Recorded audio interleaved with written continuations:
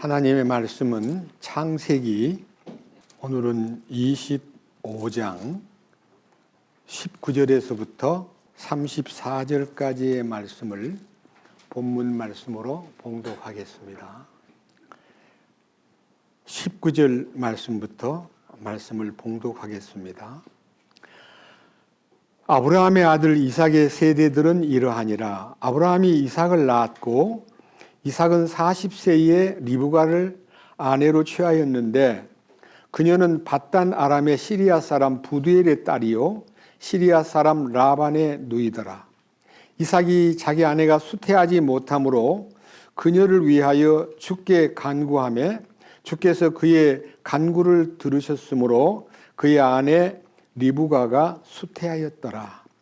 아이들이 그녀의 태 속에서 함께 싸움으로 그녀가 이르되 그렇다면 왜 나는 이러할까 하고 가서 주께 여쭈었더니 주께서 그녀에게 이르시되 두 민족이 내 태 속에 있노라.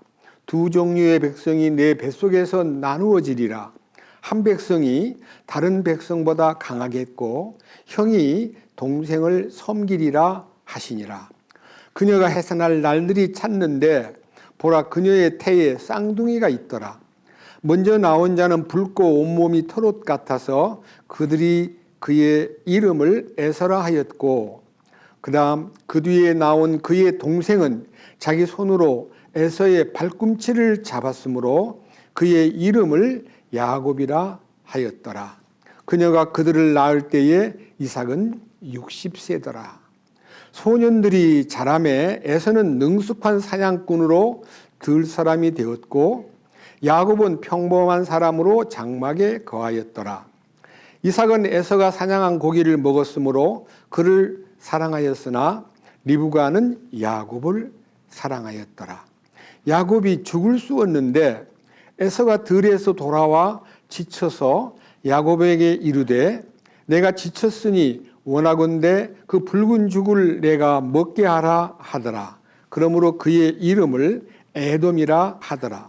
야곱이 이르되 이날 형의 장자권을 내게 팔라 하니 에서가 이르되 보라 내가 죽을 지경에 이르렀으니 이 장자권이 내게 무슨 유익을 주겠느냐 하매 야곱이 이르되 이날 내게 맹세하라 하니 그가 맹세하고 자기의 장자권을 야곱에게 파니라. 이에 야곱이 빵과 팥죽을 에서에게 주매 그가 먹고 마시고 일어나 자기 길로 갔더라. 에서는 이와 같이 자기의 장자권을 업신여겼더라. 34절까지의 말씀을 읽었습니다. 기도드리겠습니다. 사랑과 은혜가 풍성하신 아버지 하나님, 진심으로 감사드립니다. 우리를 그 죄 가운데서 영원히 해방시켜서 주님의 나라의 시민권자로 만들기 위해서 독생자 예수 그리스도를 세상에 보내셔서 우리를 위해 피 흘리시고 우리를 위해 십자가에 못 박히심으로써 우리를 영벌에서 영원한 죄에서 해방시켜 주실 뿐만 아니라 주의 성품을 담게 하여 십자가의 능력에 우리를 연합시켜서 우리 주님이 죽으실 때 우리의 죄만 해결된 게 아니라 우리의 성품과 우리의 모든 문화와 성격과 모든 상식을 다 십자가에 처리하여 주님과 함께 거룩한 성품에 참여할 수 있도록 길 열어주시고 이렇게 말씀을 사모하고 말씀을 통해서 은혜를 받도록 이끄신 놀라우신 은혜에 대해서 다시 한번 감사드립니다. 오늘도 이 창세기 25장 말씀을 통해서 하늘에 속한 비밀을 열어주시고 우리가 단순하게 성경만 읽는 것이 아니라 이 성경 말씀 속에 담겨있는 하나님의 경륜과 섭리와 은혜와 사랑과 십자가의 비밀을 열어주시옵소서. 이 말씀을 듣는 모든 형제 자매들의 마음속에 주의 성령께서 함께 하시고 모든 잡생각이나 자기의 생각을 내려놓고 주님 말씀에 집중할 수 있도록 마음을 사로잡아 주시옵소서. 이 모든 말씀을 우리 주 예수 그리스도의 이름으로 기도드렸습니다. 아멘. 오늘 읽은 이 성경 말씀은 두 부분으로 나누어집니다. 하나는 아브라함의 아들 이삭이 이제 결혼을 해서 아들을 낳았는데 쌍둥이를 낳았다는 기록입니다. 그런데 여기 특별한 것은요, 말씀 안에서 20절부터 봅니다. 이삭은 40세에 리브가를 아내로 취하였는데 그녀는 밧달 아람의 시리아 사람 부두엘의 딸이요 시리아 사람 라반의 누이더라. 이삭이 자기 아내가 수태하지 못하므로 그녀를 위하여 주께 간구하매 주께서 그의 간구를 들으셨으므로 그의 아내 리브가가 수태하였더라. 40살에 결혼을 했는데 애가 60살이 다 되도록 아이가 안 생기는 거예요. 20년 동안. 근데 이삭은 아버지가 75살 때 내가 네 후손을 하늘의 별처럼 땅의 모래처럼 번성하고 네 후손으로 말미암아 세계 만민이 복을 받게 해주마라고 약속을 하셨는데 90살이 넘어가도록 아기가 안 생기는 거예요. 그러니까 하나님께 간구했겠죠. 그 다음에 이제 드디어 이제 100살이 돼가지고 약속한 지 25년 만에 아들이 생긴 거예요. 이삭을 낳은 거예요. 아마 아버지가 이삭 자랄 때 그 이삭에게 네가 내가 100살 때 낳은 아들이야 라고 얘기해 주었고 너를 얻기 위해서 하나님께 많이 내가 매달렸단 말이야. 너를 하나님이 약속은 했지만 그 약속이 좀 늦었는데 나는 그 약속을 믿고 기도했어 라고 아들에게 들려주었을 거예요. 이삭도 이제 결혼을 했는데 이삭이 아버지한테 들은 얘기는요, 창세기 여러 부분에 네 후손을 하늘의 별처럼 땅의 모래처럼 번성하게 하고 세계 만민이 그로 인해서 복을 받는다 그랬는데 결혼을 했는데 애가 안 생기는 거예요. 그러면 의심을 할 만도 한데요, 약속을 믿기 때문에 한번 보세요. 자, 21절 이삭이 자기 아내가 수태하지 못함으로 그녀를 위하여 주께 간구하매 주께서 그의 간구를 들으셨으므로 그의 아내 리브가가 수태하였더라. 그러니까요, 하나님이 약속하신 분이지만요, 그 약속을 이루어 달라고 기도하는 것은 우리가 할 일이라는 것이 이 성경에 나타나 있습니다. 아무리 많은 약속이 열려 있지만은 우리는 주님에게 그 약속을 이루어 주기를 기도하는 사람이 되어야 됩니다. 이삭의 기도가 여기에 돋보입니다. 자, 그다음 22절 아이들이 그녀의 태 속에서 함께 싸움으로 수태는 했는데 뱃속에 쌍둥이가 생긴 것을 느끼는 거예요. 이 이삭의 아내인 리브가가요, 뱃속에 아기가 막 싸운다는 걸 느껴요. 막 둘이서 뱃속에서 막 아마 여러분 아기가 뱃속에서 싸운다는 걸 어떻게 알까요? 태동이 아주 심한 거예요. 그래서 싸우니까요, 이 리브가가 하나님 그렇다면 내가 왜 이렇습니까? 주님 어떻게 해야 됩니까? 아기가 싸운다는 걸 하나님께 신고한 거예요. 어떻게 하면 좋아요? 라고 물었더니 하나님의 대답이 23절 주께서 그녀에게 이르시되, 이제 하나님의 응답이 그녀에게 온 거예요. 두 민족이 내 태 속에 있구나 라고 말씀하시면서 두 종류의 백성이 내 뱃속에서 나누어지리라. 뱃속에서부터 벌써 나누어졌구나. 두 민족이다. 이 두 아들은 두 민족을 이룰 조상이다.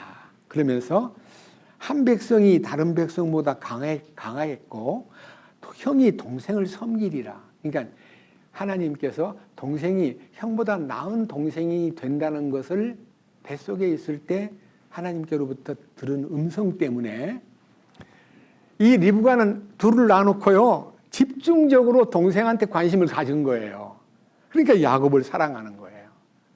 그런데 이 야곱이는 어머니의 사랑을 받는 아주 조용한 가족적인 분위기 안에서만 어울리는 아들이고요, 에서는요 놀라운 얘기예요. 자, 27절 소년들이 자라매 에서는 능숙한 사냥꾼으로 들 사람이 되었고 야곱은 평범한 사람으로 장막에 거하였더라. 이삭은 에서가 사냥한 고기를 먹었으므로 그를 사랑하였으나 리브가는 야곱을 사랑하였더라. 그러니까요, 이 큰아들 에서는 엄청나게 운동도 잘하고 사냥을 해가지고 막 사슴도 끌고 오고 양도 끌고 오고 이제 소위 말하는 사냥을 해가지고 아버지에게 요리를 해서 갖다 주니까 아버지가 이쁘다고 자꾸만 에서에게 관심을 쏟고 있는데 야곱이는 사냥하는 건 전혀 모르고 집에만 붙어 있는 게 어머니 곁에만. 그리고 얼마만큼 소극적이냐면 어머니 음식 하는데 돕다 보니까 음식을 꽤 잘하는 거예요. 근데 어느 날 이 야곱이 팥죽을 쓰고 있었어요. 여러분, 팥죽이라는 거는요, 보통 음식이 이 서구의 여러 나라는요, 빵을 이게 밀가루 반죽해가지고 빵을 구워 먹는 거는 좋아해도요, 팥죽 끓여 먹는 이런 특이한 이 특식이에요. 근데 이 야곱이 어느 날 팥죽을 쓰고 있는데, 자, 29절.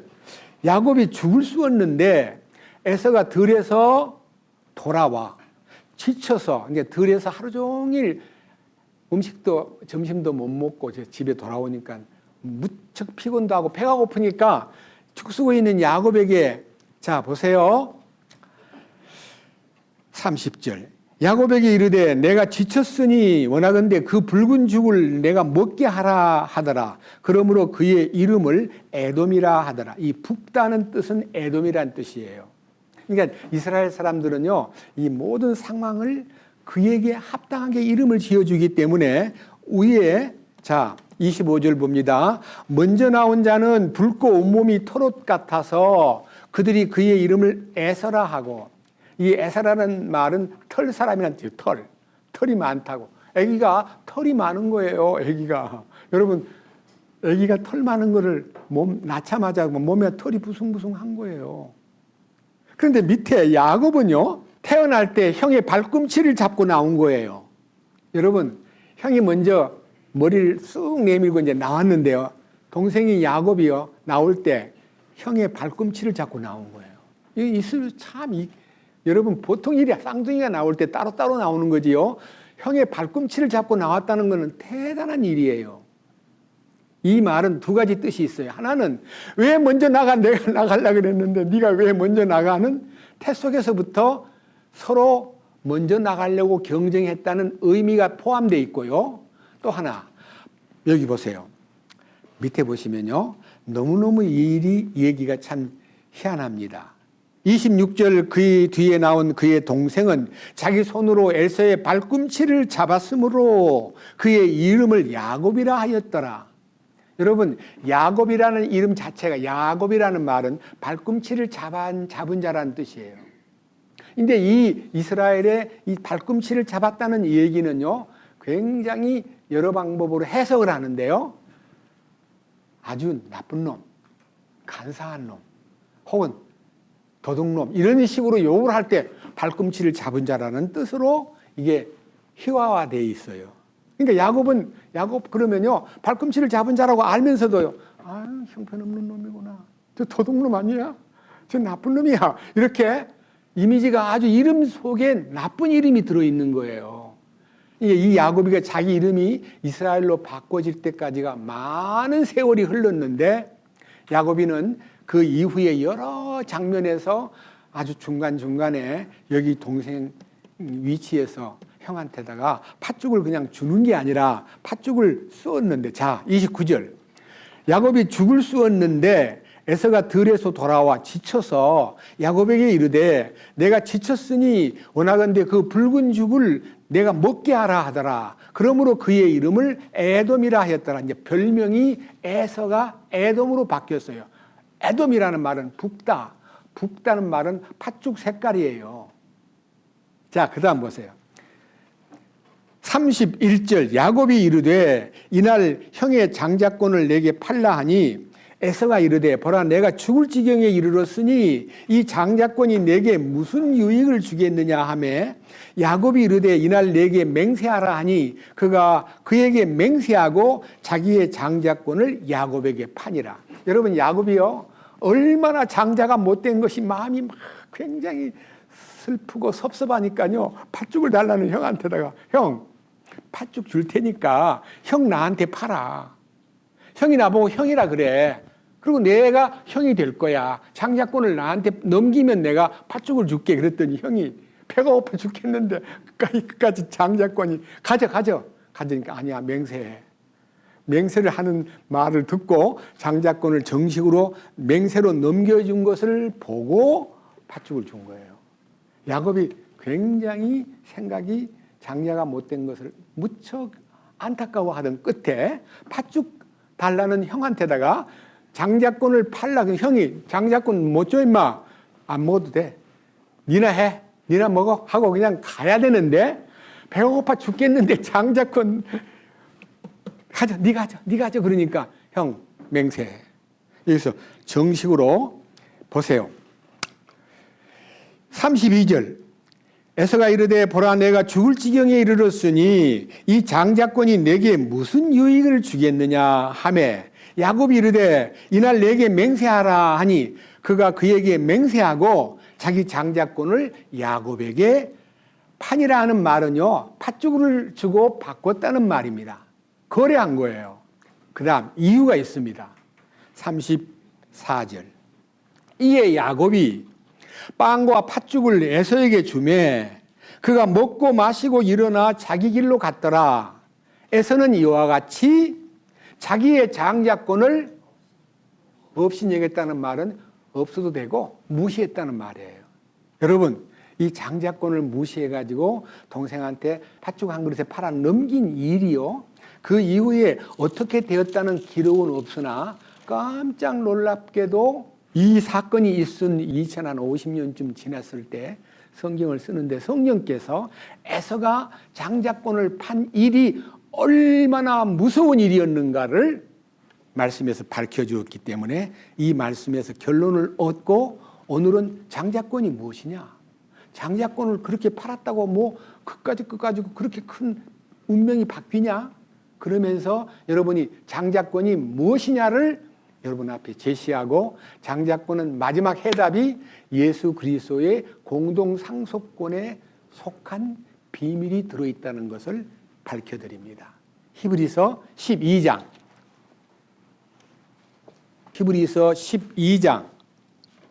15절부터 말씀을 읽겠습니다. 이게 바로 에서가 장자권을 팔아먹은 얘기를 여기에서 결론으로 내립니다. 자세히 들어보세요. 부지런히 살펴 그러니까 여러분들도요 이 말씀에 귀 기울여야 돼요. 부지런히 자기를 살펴 하나님의 은혜에 이르지 못하는 자가 없게 하고 그 다음에 쓴뿌리가 돋아나 이 속에 이 인생에 쓴뿌리가 많아요. 여러분 속에 숨겨진 쓴뿌리가요 여러분 인생을 망쳤고 저에게도 쓴뿌리가 있었고 여러분 모두에게 자기 나름대로의 쓴뿌리가 있어요. 쓴뿌리가 뭐냐면 인간의 약점이에요. 조용할 때는 아무 문제가 없다가요 무슨 문제가 생기거나 무슨 약간의 손해를 보면요 막 솟구치는데 막 욕설이 튀어나오거나 눈을 부라리거나 아니면 주먹질을 하거나 못된 말을 하는 이 성격이 폭발하는 것을 쓴뿌리라 그래요. 쓴뿌리가 나가지고 무슨 일이 벌어져요? 네? 쓴뿌리가 돋아나 뭐 해요? 자기를 괴롭게 하거나 그것으로 말미암아 많은 사람이 더럽게 되지 않도록 하라. 여러분 쓴뿌리를 탁 뱉고 나면요 자기도 나중에 후회가 막급하고 딴 사람도 상처를 입어가지고 상대하기 싫은 사람으로 이렇게 멀어져 버리는 경우가 많다는 것이 내 쓴뿌리 때문에 인간관계가 이렇게 깨지는 경우가 많아요. 이건 이제 너무너무 중요한 자기 자신을 살피라는 거예요. 그런데 우리가 놀랍게도 십자가를 통해서 그 쓴뿌리가 저는 빠져나간 것을 너무 감사하게 생각해요. 오기가 생기고 욕설이 나오고 막 눈을 부라리고 그렇게 하던 제 본성이 십자가에서 처리가 되고 오히려 불쌍히 여기고 긍휼을 베풀고 그를 위해서 기도할 수 있는 사람이 된 것은 너무 감사한 일이에요. 제 성품이 아닌 새로운 성품이 찾아온 거예요. 근데 여기 이제 에서 얘기가 그 다음 16절 이것은 음행하는 자나 혹은 먹을 것 한 조각을 위해 자기의 장자권을 판 에서와 같이 속된 자가 있지 아니하게 하려 함이라. 여기에 먹을 것 한 조각이라는 말은 빵 한 조각하고 팥죽 한 그릇에 장자권을 판 에서와 같이 여기에 속된 자가 있지 아니할까라고 되어 있는데요. 개역 성경에는 망령된 자가 있지 않을까. 망령되다는 말은요. 정신이 망령 들었다는 말은 치매 들었다는 말이고, 치매 들었다는 말은 기억을 잃어버렸다는 말이고, 치매 들었다는 말은 사람을 못 알아본다는 말이에요. 그러니까 장자권이 얼마나 귀한가를 전혀 못 알아보고 동생한테 넘겨주면서 팥죽 내놔. 배고파 죽겠는데 그까지 그 장자권 가져. 아, 형 맹세해. 아, 맹세하지. 동생한테 맹세로 장자권을 팔아 넘기고 팥죽을 맛있게 먹었더래요. 자, 그 결과가 어떻게 됐나. 밑에 17절. 이제 창세기 26장, 27장, 28장 읽어보면은 이제 이 에서가 얼마나 비참하게 되었는가를 알 수 있지만 여기 이렇게 표현했습니다. 17절. 너희가 아는 바와 같이 그 뒤에 그가 복을 상속받고자 하였으되 거절당하였으니 그가 눈물을 흘리고 염려하며 뜻을 돌릴 곳을 구하였으나 그것을 찾지 못하였느니라. 나중에 이런 일이 벌어집니다. 이거는 이제 그때 가서 말씀을 드려야만 재밌는데 미리 말씀을 올리죠.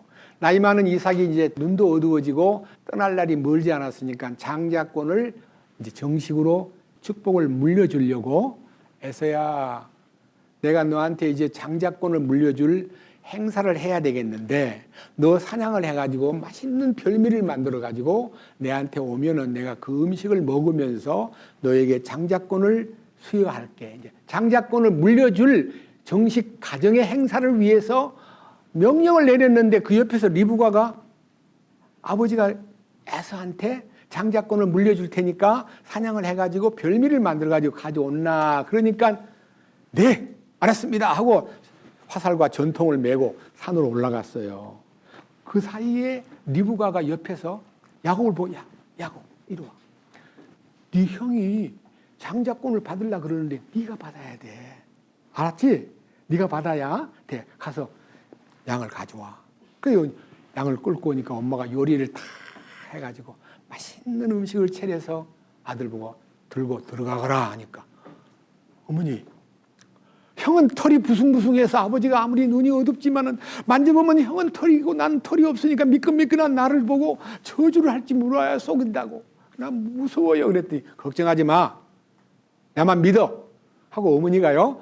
양털로 방금 잡은 양털로 손등도 감아주고 목덜미도 감아주고 그다음에 에서의 옷을 입히고 에서의 향수를 뿌려가지고 이스라엘 사람들은 향수를 많이 뿌립니다. 덥고 땀을 많이 흘리니까. 근데 향수도요. 각 사람을 향수만 맡고도 누군가를 알아볼 정도로 향수가 다릅니다. 여러분 알지요? 향수가 여러 가지 있다는 거. 에서가 뿌린 향수가 다르고 야곱이 뿌린 향수가 다르기 때문에 눈을 감아도 향수 냄새를 맡고 이놈이 큰 놈이구나. 이놈이 작은 놈이구나 알아요. 그러니까 어머니가 전부 다 이 야곱에게 에서의 옷을 입히고 에서의 향수를 뿌려주고 그 다음에 털을 양털로 감아주고 가서 아버지한테 장자 에서가 왔습니다 라고 네가 목소리를 굵게 해라 했더니 알았습니다. 여러분 아무리 목소리를 바꿔도 아버지가 평생 듣던 음성을 분간하겠어요? 못하겠어요? 야곱이 와서 아버지 사냥을 해가지고 와서 이제 음식을 가지고 들어가고 싶은데 들어갈까요? 그랬더니 들어온나. 아버지가 들어온나 그래 놓고 눈이 어두우니까 네가 진짜 내 아들인지 손을 한번 내밀어 봐라.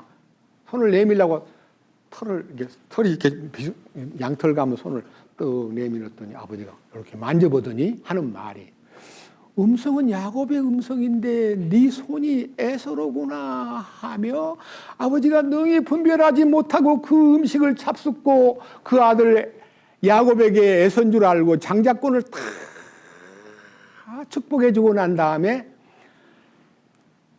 이제 나가거라. 아버지 감사합니다. 사실 벌벌 떨면서요 들킬까 봐 야곱이가 아버지를 속이고 자기가 에서라고 털을 감고 들어갔으니까 혹시나 아버지한테 만져보고 여러분 한번 물어봅시다. 털하고 사람 털하고 양 털하고 구별이 돼요 안 돼요?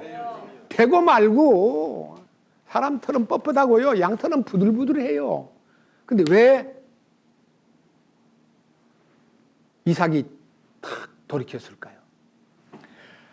아내가 뱃속에 있을 때 아기가 너무 아프게 싸우고 있어요. 여보 하나님께 기도를 했더니 동생이 형보다 낫다 그랬고 형이 동생을 섬긴다고 합디다 하고 말씀을 받은 것을 남편에게 알려주었건만 이삭은 사냥고기 얻어먹느라고 취해가지고 그 옛날 하나님이 주신 계시의 말씀을 잊어버리고 에서에게 집중했던 이삭이었더랬는데 손을 딱 만지는 순간에 양털이, 아버지가 평생 양을 길렀던 아버지이기 때문에 양털 만지는 거하고 사람 머리카락 만지는 거하고 어때요?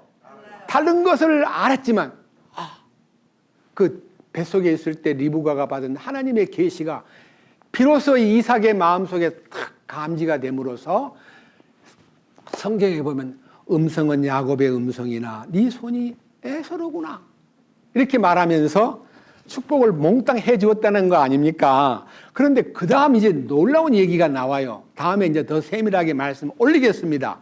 축복을 끝내고 야곱이 나가버린 사이에 산에서 사냥을 해가지고 약간 늦게 온 에서가 음식을 막 맛있게 준비해가지고 이제 정식으로 아버지한테 탁 나가려고, 아버지 에서가 왔습니다 그랬더니 아버지가 깜짝 놀라는 거예요. 그러니까 아버지 왜 그러세요? 제가 큰아들 에서입니다. 저한테 장자권을 축복해 주세요 그랬더니 아버지가 줄 것이 없다. 끝났다. 야, 중간에 여러분 어머니 리브가하고 야곱이 짜가지고 속이고 장자권을 뺏어갔다는 것을 느낀 이 에서는요 막 분노가 나서 울다가 동생을 죽이려고 탁 마음을 먹지. 이놈 자식을 죽여버려야 되겠구나. 나쁜 놈. 팥죽 한 그릇에 나의 장자권을 빼앗더니 아버지가 준 장자권마저 네가 중간에 탈출을 해? 이 나쁜 놈 하고 동생을 죽이려고 하니까 부모가, 어머니가 그걸 느끼고 여보 어떻게 하면 좋을까요? 빨리 피난시켜. 가만히 내버려두면 죽여. 그래서 저 바단 아람의 외가댁으로 야곱이를 몰래 피난시키는 성경이 창세기 여러분 그 뒤에 28장 29장 보면 나옵니다. 그때 가서 얘기 올리기로 하고요. 여러분 이런 얘기를 들을 때 성경만 보고 있는 사람 이래요. 에이 별로 좋지도 않네. 어머니가 어떻게 남편을 속이고 아니 그 자식을 둘째 아들을 큰아들인 것처럼 꾸며가지고 장자권을 탈취하는 것이 이거 좋지도 않은 얘기 같으네 하고, 어떤 사람은 성경 그대로 읽고 생각하기를 야곱이 형 장자권을 탈취한 걸로 어머니하고 짜가지고 아버지를 속인 걸로만 생각합니다. 아니에요. 속인 거 아니에요.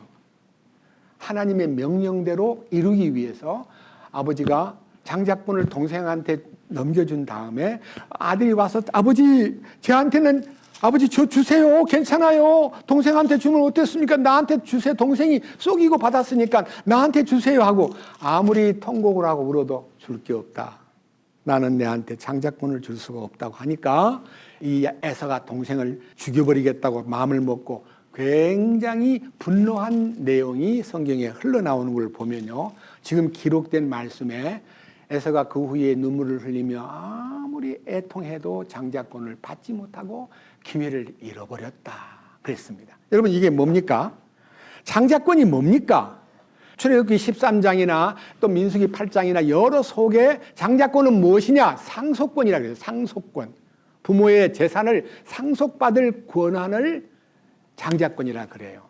자, 그러면요. 하나님의 영원한 미래의 계획을 모두 받을 장자권은 어디에 있냐면 예수님에게 있습니다. 여러분 이 비밀이 열려야 야곱과 에서의 얘기가 하나님의 계획인 것을 알게 되고 왜 야곱이 장자권을 받고 그 다음에 에서는 장자권을 잃어버리고 영원히 불행한 인간으로 취급되었느냐 하는 것은 성경에 답이 있습니다. 자, 로마서 8장. 로마서 8장입니다. 신약 성경 로마서 8장에 그 결론이 있습니다. 16절. 로마서 8장 16절입니다. 성령께서 친히 우리의 영과 더불어 우리가 하나님의 자녀인 것을 증언하시나니 자녀이면 상속자 곧 하나님의 상속자요 그리스도와 함께하는 공동 상속자니라. 우리가 그분과 함께 고난 당하면 이것은 우리가 함께 영광을 받으려 함이라. 여기 이제 첫 번째는 하나님의 상속자는 예수님인데, 예수님은 하나님 보실 때 장자예요. 여러분 그런 말을 하면 예수님이 무슨 장자야, 독생자인데. 아, 예수님이 독생자로 하나님 외아들이에요. 예수님은 동생이 없어요. 그런데 그 동생이, 그 예수님이 독생자로 이 땅에 오셔가지고 이 모든 인류를 구원에 이르게 하기 위해서 십자가에 돌아가시고 사흘 만에 부활하신 후부터 모든 인류가 그의 동생이 된 거예요. 맞아요? 틀려요? 그래서 우리는 예수님이 우리의 형님이에요. 밑에 보세요. 자, 로마서 8장 28절. 우리가 알거니와 하나님을 사랑하는 자들 곧 그분의 목적에 따라 부르심을 받은 자들에게는 모든 것이 합력하여 선을 이루느니라.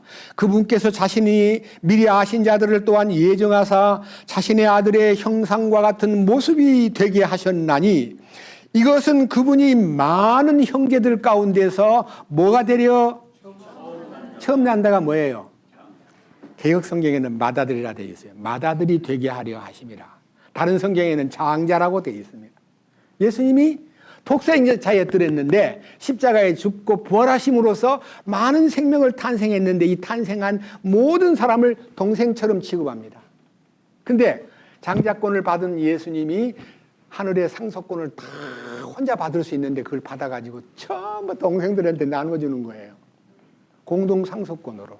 그런 좋은 형이 어디 있어요? 여러분 옛날에 장자권을 받은 사람은요 동생들한테 안 주기 때문에 막 형이 너무너무 욕심 많다고 동생이 시기하다가 형을 죽이기도 하고 막 싸움이 벌어지는데요. 우리 주님은 그냥 다 받아가지고 다 나눠주는 것을 그리스도의 공동 상속권에 우리가 참여한다. 조건은 하나입니다. 뭐예요? 고난. 우리가 그분과 함께 영광을 받기 위해서 고난을 받아야 된다. 이 고난이라는 단어가 우리에게 의미를 부여하고 우리 마음에서 그렇지. 우리 주님과 함께 영광을 받기 위해서는 고난도 함께 받아야 된다고 하는 이 고난에 대한 의미가 여러분의 마음속에 아멘이 되면서 맞아. 그 고난이 바로 주님의 고난이 나의 고난이 되는 거야 하고 고난에 참여하는 것만 이행하면 여러분 솔직히 야곱이 아버지 앞에 나가서 큰아들로 인정받은 것은 뭐 때문에 그래요? 따라해보세요. 양털 때문에. 양털을 감고 갔으니까 이 양털이 뭐예요? 죽음의 결과잖아요. 그걸 양털을 감고 갔다면 양털하고 연합을 한 거예요. 꾸민 거예요. 그러니까 아버지가 그 양털을 떡 만져보더니 아버지가 태중에 있을 때 야곱이 먼저 난 자가 나중 난 자에 보다 못하고 나중 난 자가 먼저 난 자의 위에 있으리라. 그가 더 복을 받으리라는 말씀이 그 순간 양털을 손목을 만지는 순간에 이삭의 마음속에 아내가 태중에 있을 때 하나님께 기도해가지고 얻은 응답이 탁 떠오르니까 몽땅 축복을 해준 다음에 에사가 왔을 때 노라고 거절했습니다. 아니 인간적인 것 같으면 아들이 막 애원하니까 그래 알았다 와라 둘 다 장자권을 줘도 누가 뭐라 그래요? 아버지인데. 근데 아버지가 너는 안 돼. 없어. 네 줄 것이 없어. 라고 하셨던 거예요. 자, 그런데요. 오늘 이 성경을 읽고 난 다음에 여러분이 요한복음 12장 24절 말씀을 제가 외워보겠습니다. 한 알의 밀알이 땅에 떨어져 죽지 아니하면 한 알 그대로 있고 죽으면 많은 열매를 맺느니라. 이 한 알의 밀알이 누굽니까? 예수님이잖아요. 예수님이 죽지 않으면 그대로 있을 텐데 그가 죽고 부활하심으로 많은 열매를 맺었는데 이 열매 맺는 것을 거두어 드리는 것을 성경에는요 초실절이라 그래요. 초실절. 첫자는 처음 첫자고요. 실자는 열매 실자예요. 첫 열매. 첫 열매가 뭐예요? 우리 주님은 고린도서 15장 50절 이하에 예수님은 첫 열매다.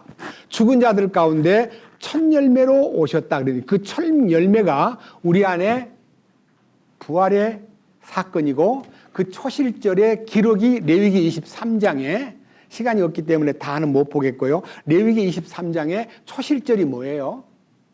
첫 열매가 막 수확이 되면요, 첫 열매를 한 단을 묶어가지고 제사장이 하나님 첫 열매를 수확했습니다 하고 첫 열매 수확에 경배를 드리는데 예수님 부활하신 미랄 하나를 들고서 하나님 예수님이 부활했어요. 첫 열매. 이게 한 예수님을 기념하는 게 아니라 한 단을 기념한다는 거예요. 그래서 그 한 단이 초실절의 열매와 첫 열매와 무슨 관계가 있는가를 레위기 23장에서 읽어보겠습니다. 23장 9절 읽겠습니다. 주께서 모세에게 말씀하여 이르시되 이스라엘 자손에게 말하고 그들에게 이르라. 너희는 내가 너희에게 주는 땅에 들어가 그 땅에 수확물을 거둘 때에 너희 수확물의 첫 열매 한 단을 제사장에게 가져갈 것이요 제사장은 너희를 위한 것으로 내가 그 단을 받도록 주 앞에서 흔들되 안식일 다음 날에 그것을 흔들지니라. 안식일 다음 날이 뭐예요? 예수님 부활하신 날이잖아요. 그 부활하신 주님이 우리 예수님 혼자 부활해가지고 그냥 독립해서 가버린 게 아니라 우리 모두를 사망의 권세에서 예수는 우리의 범죄함을 위하여 내어줌이 되고 우리를 의롭다 하심을 위하여 살아나셨느니라 하는 이 살아나심이 예수님 혼자 부활한 게 아니라 우리도 그 부활에 동참시키기 위해서 한 단을 묶어가지고 하나님 앞에 단을 드리는 초실절 첫 열매이신 예수님에게 속한 자가 되었다는 것을 표현하는 것이고 그 속한 자 여러분 예수님은 미랄로 왔지만 우리는 주님 앞에 뭘로 드려야 돼요? 그냥 미랄로 하나님께 바치면 하나님이 안 받아요. 어떻게 돼요? 고운 가루가 돼가지고 부서져서 네 가루 내 가루가 없이 그냥 여러분 알랄들이 많은 미랄들이 있는데 부서져 버리면 네 가루 내 가루가 있어요 없어요? 여러분 밀가루를 막 반죽했는데 한 미랄이 나타나가지고 이거 내 미랄이에요 왜 나를 자꾸 여기서 섞어요 나 혼자 있고 싶어요 그러면 빵이 안 되잖아요.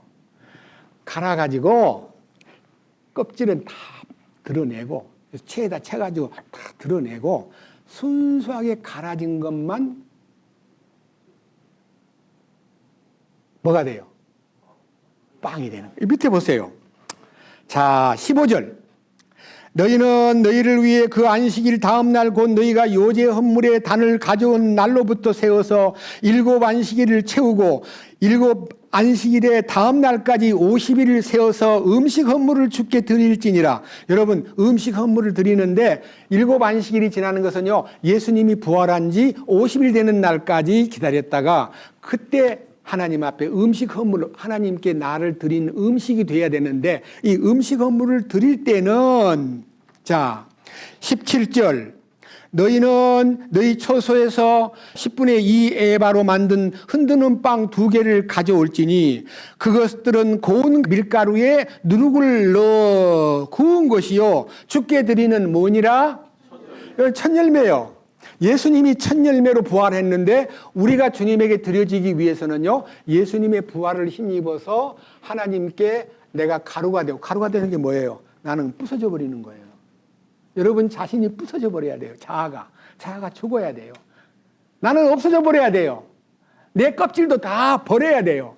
그리고 그 밀가루만 다 뭉쳐가지고 한 덩어리에 빵이 되는데 그 빵 2덩어리를 이 2덩어리가 왜?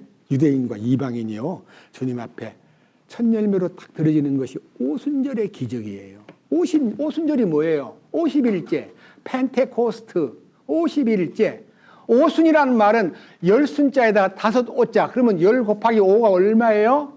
여기 50일이잖아요. 16절 7째 안식일의 다음 날까지 50일을 세워서 새 음식 헌물을 주께 드릴지니라. 이 오순절은 성도를 주님 앞에 첫 열매로 드리는 그 부활의 능력을 힘입어 가루가 돼가지고 한 덩어리의 빵덩어리로 이방인과 유대인이 하나님 앞에 드려지는 이 축복된 기적이 오순절의 기적이에요. 믿습니까? 제가 해설을 잘하는 게 아니에요. 성경에 그렇게 예언되어 있어요. 자, 우리가 이 한 덩어리의 빵이라는 것이 뭔가를 고린도전서 10장에서 다시 한번 관찰해 보겠습니다. 자, 고린도전서 10장 16절 우리가 축복하는 축복에 자는 그리스도의 피에 함께 참여하는 것이 아니냐. 우리가 떼는 빵은 그리스도의 몸에 함께 참여하는 것이 아니냐. 우리가 많아도 어때요? 한 빵이요, 한 몸이니 이는 우리가 다 그 한 빵에 참여하는 자들이 됩니다. 여러분, 예수님이 하늘의 미랄로 돌아가셨다가 많은 미랄을 만드는 것이 초실절이고요. 그 미랄을 소확해가지고 하나님께 그 미랄을 바치는 게 아니라 그 미랄을 부셔가지고 가루가 되게 해가지고 그 가루를 가지고 두 덩어리의 빵을 만들어서 한 덩어리는 유대인을 상징하고 한 덩어리는 이방인을 상징하는데 나중에 주님께서 만찬을 통해서 나를 기념하라 해서 우리는 여기서 만찬 여러 번 봤지만 한 덩어리 빵입니까? 두 덩어리, 세 덩어리 막 어디서 만들어가지고 제과점에서 사가지고 와서 빵을 줍니까? 한 덩어리가 뭐예요? 여기 있잖아요. 한 덩어리가 뭐라고? 17절 우리가 많아도 한 빵이요 한 몸이니 이는 우리가 다 그 한 빵에 참여하는 자들이기 때문이라. 한 빵은요 예수님의 몸을 상징하는 거예요.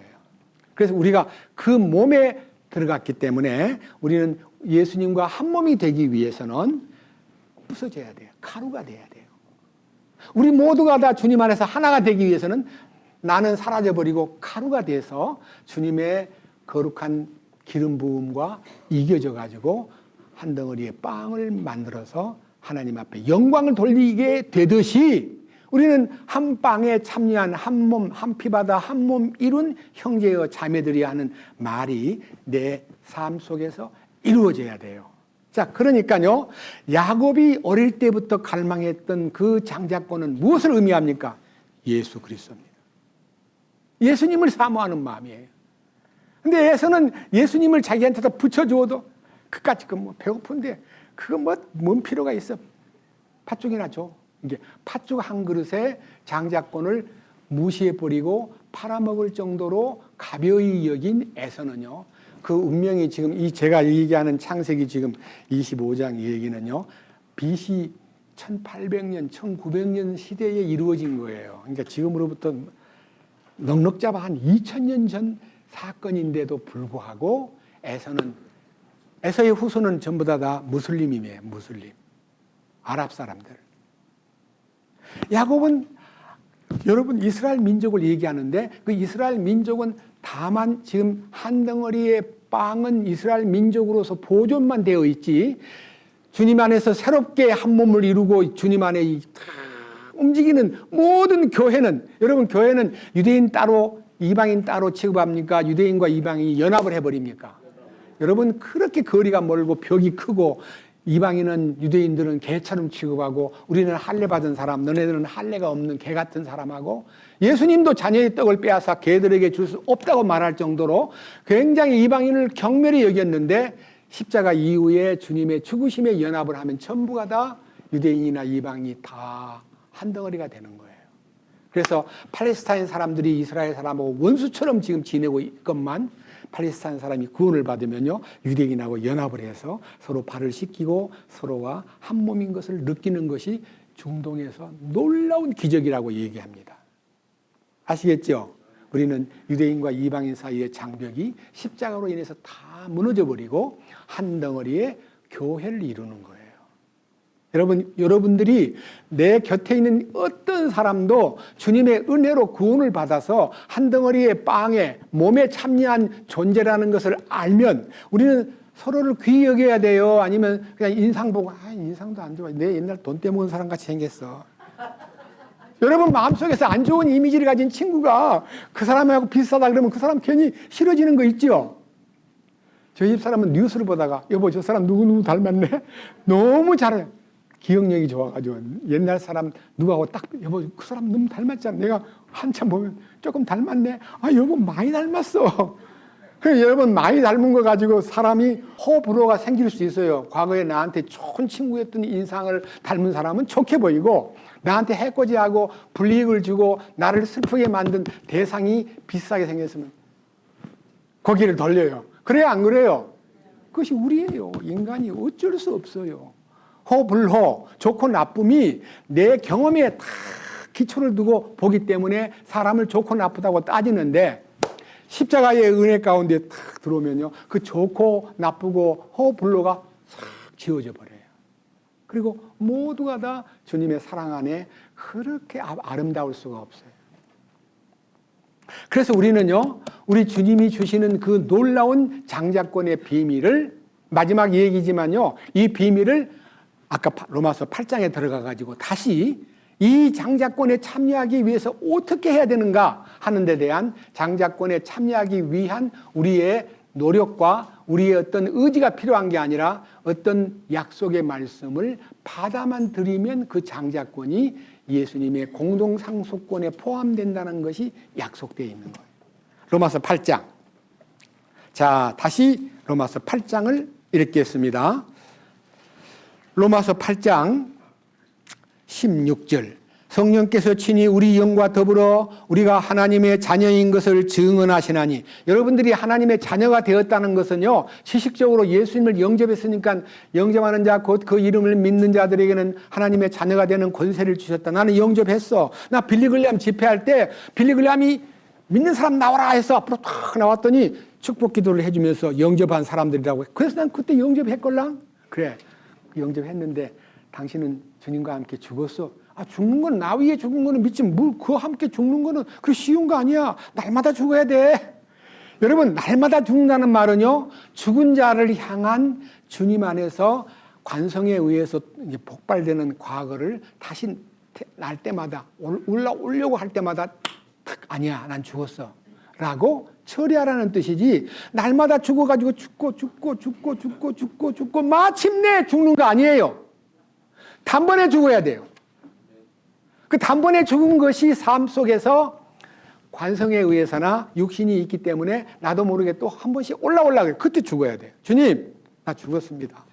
주님, 저 죽었는데 이렇게 또 발광을 하네요. 저는 죄송합니다. 죽었습니다. 저는 아닙니다. 이렇게 하라는 거예요. 아시겠어요?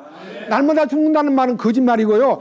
매일 죽는 것이 아니라 죽었다는 것은 단번에 죽어야 되고, 단번에 죽은 다음에 그 다음에 살아가는 동안에 내가 연약해질 때에, 내가 혹은 약간의 육신적인 것으로 내 마음이 쏠릴 때에 주님, 그때 나는 이미 죽었는데 또 이게 나타나네요 하고 주님에게 신고를 하라는 거예요. 주님 이름 부르면서.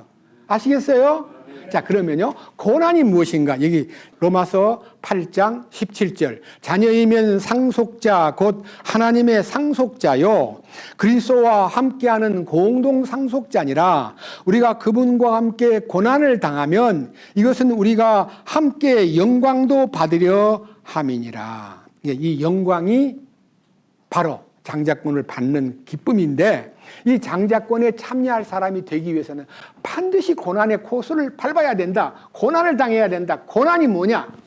여러분, 예수 믿고 고난 당한다는 것은요, 예수 믿는데 막 여러 가지 형편, 사정, 경제, 여러 인간관계에서 얽힌 것들을 잘 참고, 핍박을 받고, 참고, 또 참고, 고난을 다 참고, 이게 노력을 해가지고 고난을 통과하는 거 아니에요. 고난은 단번에 통과해야 돼요. 왜 그러냐? 자, 이 고난에 대한 비밀을 연구를 해야 되니까 성경에서 연구하라고 했으니까 찾아봅시다. 베드로전서 1장. 고난이 무엇인가를 이제 설명하겠습니다. 자, 베드로전서 1장. 9절부터 있습니다. 9절. 이는 너희가 너희 믿음의 결말 곧 너희 혼이 구원을 받았기 때문이니라. 이 혼의 구원에 관하여는 너희에게 임할 은혜에 대하여 대언한 대언자들이 부지런히 조사하고 탐구하되, 여러분, 이 혼의 구원이라는 것은요, 연구할 가치가 있다는 뜻이에요. 탐구하고 연구하라는 거예요. 여러분, 구원이 몇 가지예요? 세 가지예요. 영의 구원, 혼의 구원, 몸의 구원. 영의 구원은 죄 사함 받는 거예요. 너희의 허물과 죄로 죽었던 너희를 살리셨도다. 이 영이 살아나는 것은 죄 사함 받을 때 영이 깨어납니다. 여러분, 영이라는 것은요, 아담이 영이 죽을 때 우리도 같이 죽어버렸습니다. 여러분, 종자를 팥 심으면 뭐가 나와요? 그 다음에 콩 심으면, 염소 심으면, 사슴 심으면, 아니, 묻는 게 아니고 종자를 염소 종자하고 관계를 맺으면 뭐가 나와요? 염소가 나온다. 그러니까 염소가 염소를 낳고 고양이가 고양이를 낳고 팥이 팥을 낳고 콩이 콩을 낳듯이 우리는 아담의 후손인데 우리는 아담의 후손입니다. 아담의 씨예요. 그러면요, 아담의 씨인 내가 예수님의 씨가 되려면요, 노력을 해야 됩니까? 아니면 예수님 안으로만 들어가면 됩니까? 예수님에게 속한 자가 되면 예수님 씨가 되고, 아담에게 속한 대로 살면 아담 씨로 멸망을 하는 거예요.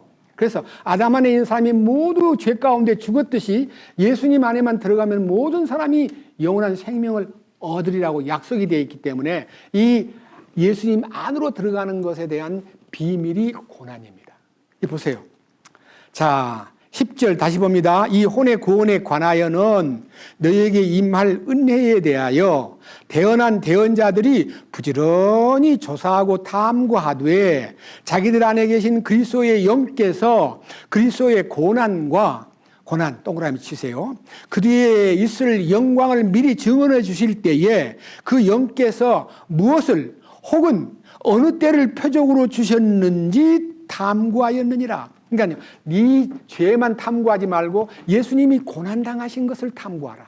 그리고 그 후에 받을 영광도 탐구하라. 그것이 어느 때 어느 시간을 얘기하는지 알려줄 거다. 이게 고난의 순간이 너하고 얼마만큼 관계가 있는 것을 하나님께서 계시를 통해서 알려준다는 거예요. 자, 고난. 그 다음 보세요. 12절. 그들이 자기들을 위해 그것들을 수행하지 아니하고 우리를 위해 수행하였음이 그들에게 계시되었는데 그들은 곧 복음을 선포한 자들이 하늘에서 보내신 성령님과 더불어 이제 너희에게 전한 것이요 천사들도 살펴보기를 갈망한 것이니라. 이 고난과 영광이라는 이 두 개의 명제가 연구의 대상이고 탐구를 해야 되는데 이것이 어느 때를 얘기한 것인지 어떤 표적을 준 것인지를 성령님이 복음을 통해서 너희에게 알려줌으로써 너희가 그 고난에 참여하여 기뻐하는 모습을 천사들도 부러워한다는 거예요. 자, 고난이 무엇인가? 그 다음 보십시다. 밑에 베드로전서 2장. 자, 2장에 있는 고난의 뜻을 여러분 앞에 설명 올리겠습니다. 21절. 참으로 너희가 심지어 그 일을 위해 부르심을 받았나니. 무슨 일 때문에 부르심을 받았는지 우리는 알아야 돼요. 예수님이 왜 우리를 불렀느냐, 왜 우리를 구원해 주셨느냐, 이 목적을 알아야 돼요. 우리를 부르시는 목적이 뭐냐? 그리스도께서도 우리를 위해 고난을 당하심으로 우리에게 본을 남기사 너희가 그분 자신의 발자취를 따라오게 하려 함이라. 목적이 뭐예요? 예수님의 고난은 단순하게 우리를 위해서 죽은 걸로 끝나지 않고 내가 받은 고난을 따라와야 된다. 발자취를 따라와라. 예수님이 남긴 고난의 발자취를 따라오라는 거예요. 십자가를 진 것을 뒤따라가 걸어가란 말 아닙니다. 보세요. 그 다음 22절. 따라오기는 따라가는데 어떻게 따라가느냐? 그분께서 죄를 짓지 아니하시고 입에 교활함도 없으시며 욕을 당하시되 맞대어 욕하지도 아니하시고 고난을 당하시되 위협하지도 아니하시며 오직 의롭게 심판하시는 분에게 자신을 맡기시고. 여러분 십자가 지고 그 무거운 십자가를 지고 땀을 뻘뻘 흘리면서 피 흘리면 따라간 그걸 그대로 하라고. 제가 이스라엘 가보니까 성지순례 비아 돌로로라사는 코스가 있어요. 예수님이 빌라도 법정에서 골고다까지 가신 길이요. 한 1.2km가 된답니다. 그 코스를요, 순례객들이 십자가를, 큰 십자가, 나무 십자가를 탁 메고 빌라도 법정이라는 옛날 그 장소에, 2000년 전 그 장소에서 그걸 끌고요. 어디까지 가요? 골고다까지. 그 십자가 지는 거 아니에요. 그건 쇼예요. 가짜예요. 그럼 어떻게 하라는 거냐? 그분이 십자가를 지실 때 받으신 많은 고난의 색깔이 있는데 여기 죄를 짓지 않고도 그 입에는 대항을 하거나 교활함도 없었고 그분은 욕을 당하시되 맞대어 욕설하지 않았고 고난을 당하시되 위협하지 않았고 오직 하나님께 모든 것을 맡긴 그분을 보았느냐? 너희들도 그렇게 해야 된다. 어떤 억울한 말을 듣든 어떤 방법으로 공격을 당하든 핍박을 받든 매를 맞든 어떻게 하라는 거예요? 참으라는 거예요. 참아줘요? 안 돼요. 우리는 사흘도 못 가요. 그럼 어떻게 해야 참느냐? 따라해봐요. 어떻게 해야 참느냐? 죽어야 된다. 죽으면 간단해요. 뭐 노력할 필요가 없어요. 그죠? 여기에 주님이 우리에게 이 주님과 같은 사람이 되려면 주님과 함께 죽으면 된다는 거예요. 한 장 넘겨보세요. 3장. 자, 베드로전서 3장 18절. 그리스도께서도 죄들로 인하여 한 번 고난을 받으사, 이 고난을 받으사가 십자가를 지신 것을 얘기하는 거예요. 고난을 받으사 의로운 자로서 불의한 나를 대신하셨으니 이것은 그분께서 육체 안에서 죽임을 당하시고 성령으로 말미암아 살아나셔서 우리를 하나님께로 데려가려 하심이라. 자, 예수님이 우리를 하나님께로 데려가기 위해서 십자가에 돌아가시면서 우리의 모든 죄를 다 도말하시고 우리를 데리고 하나님께 가겠다는 거예요. 그런데 우리를 데리고 가는데 그 고난을 내가 그냥 나 위해서 고난 당하셨기 때문에 내가 천국 가게 되었구나라고 그냥 그걸로 여겨버리면 안 돼요. 그 고난에 들어가야 돼요. 그 고난이 내 고난이 돼야 돼요. 그 고난에 연합해야 돼요. 자, 4장 1절. 자, 이 4장 1절 같이 봅시다. 다 같이요. 그러므로 그리스도께서 우리를 위해 육체 안에서 고난을 당하셨은즉 그와 같이 너희도 같은 생각으로 무장하라. 육체 안에서 고난을 당한 자는 이미 죄를 그쳤나니 2절 그런즉 그는 육체 안에서 남은 때를 더 이상 사람들의 정욕에 따라 살지 아니하고 오직 하나님의 뜻에 따라 살아야 하리라. 그러니까요, 내가 죽어버리면 주님의 뜻에 따라 살 수 있는 사람이 되는데 십자가에 연합만 하면 그 순간 모든 죄와 육체에 속한 정욕에 속한 모든 것이 다 끝장이 나버리고 그 다음 그로 인해서 3절 내 마음에서 무슨 일이 벌어지느냐 하면요, 우리가 과거의 색욕과 정욕과 과음과 환락과 연회와 가증한 우상 숭배 속에서 걸어 이방인들이 하고자 하는 바를 행한 것이 우리 삶에 지나간 때로 뭐하도다? 감사합니다. 됐습니다. 이제는 주님, 나의 과거는 끝났군요. 그런즉 누구든지 그리스도 안에 있으면 새로운 피조물이라. 이전 것은 지나갔으니 보라 새 것이 되었도다. 오 주님 감사합니다. 이제 주님 따라 살겠습니다. 이게 변화되는 거예요. 십자가의 연합은 자아가 죽고 주님의 생명이 살아나서 거룩한 길을 걷는다는 거예요. 여러분, 그와 함께 고난을 받는다는 것은 그와 함께 죽는 거예요.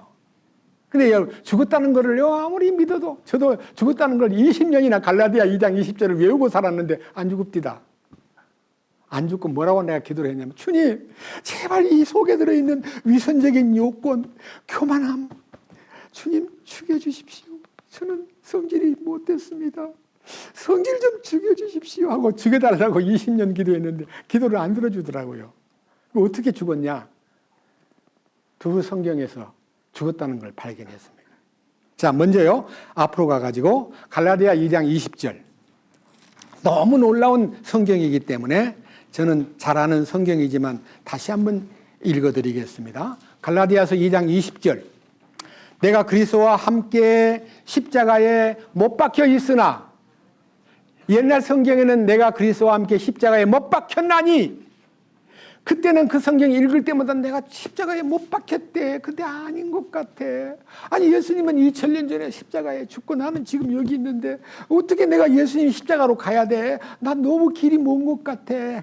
그렇게 좀 어렵게 느껴졌는데, 여기 못 박혀 있다 그랬어요? 못 박혔다 그랬어요? 그러면 현재잖아, 현재. 예수님 그 십자가에 나도 현재도 포함시켰구나. 주님이 영원히 그 안에서 자기가 십자가에 죽을 때 나도 포함시켜 놓았구나. 이 포함시킨 은총이 발견됨으로써 나는 죽었구나. 그걸 알게 된 거예요. 자, 그 다음 두 번째. 앞으로 넘겨서요. 고린도후서 5장. 놀라운 얘기입니다. 고린도후서 5장 13절. 고린도후서 5장 13절. 우리가 만일 미쳤어도 그것은 하나님을 향한 것이요. 사도 바울이 고린도 교회에 보낸 편지 가운데 보내는 이제 송신자인 바울이 고린도 교회 교인들을 보고 만일 우리가 미쳤어도 그것은 하나님을 향한 것이요. 그 다음에 정신이 온전하여도 그것은 너희를 위한 것이니 하나님을 향한 것과 너희들에게도 내가 너희를 안내하고 싶어. 이 길로, 이 놀라운 길로 너희를 인도하고 싶어. 내 말 잘 들어봐. 14절. 이는 왜냐하면 그 말, 왜냐하면 그리스도의 사랑이 우리를 강권하기 때문이라. 이 강권이라는 단어는요. 자, 한번 저를 보세요. 자석, 이 말굽 자석 있지요? 여러분 모래밭에 가가지고요 자석을 휘휘 저으면 뭐만 붙어요? 쇠붙이는 붙어요. 쇠가루. 모래를 저는데 모래 아래 쇠가루가 이렇게 많다니 깜짝 놀래요. 강문한다는 말은요 쇠붙이를 붙이는 자석에 끌려가듯이 확 달라붙는 거예요. 여러분 자석에 달라붙으면 지가 달라붙으려고 했어요? 달라붙을 수 있는 자석이 자력으로 끌어줬어요. 이건 자기 힘으로 된 거 아니에요. 모래알이 노력해가지고 자석에 붙은 게 아니라 쇠붙이 성분이 있기 때문에 확 달라붙는 것처럼 주님의 사랑은 자석이고 우리가 주님이 이 죄 많은 세상을 향해서 휘휘 저으니까요 구원받은 성도는 달라붙게 돼 있는 거예요. 왜? 주님의 성분이 있으니까. 아시겠어요? 자, 무엇이냐? 뭐가 달라붙었냐? 그리스도의 사랑이 우리를 강권하기 때문이라 우리가 이같이 판단하노니 그렇지. 판단을 해야 돼요. 뭐라고? 다 같이 따라해 보십시오. 곧 한 사람이 모든 사람을 위하여 죽었으면 나도 죽었느니라. 모든 사람 속에 자기가 들어있어요? 안 들어있어요? 왜 거기서 자기가 빠지려고 그래요? 예수님이 죽으실 때 나도 죽었어요? 안 죽었어요? 이거는 사랑의 강권이에요. 그 말씀을 믿는 것이 아니라 믿어져야 되는 거예요. 억지로 막 죽었다는데 왜 나는 안 죽은 것 같지?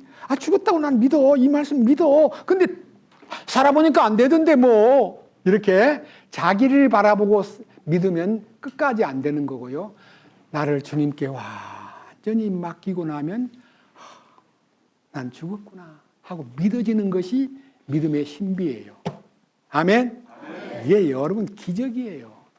한 사람이 모든 사람을 위하여 죽었으면 모든 사람이 죽었느니라.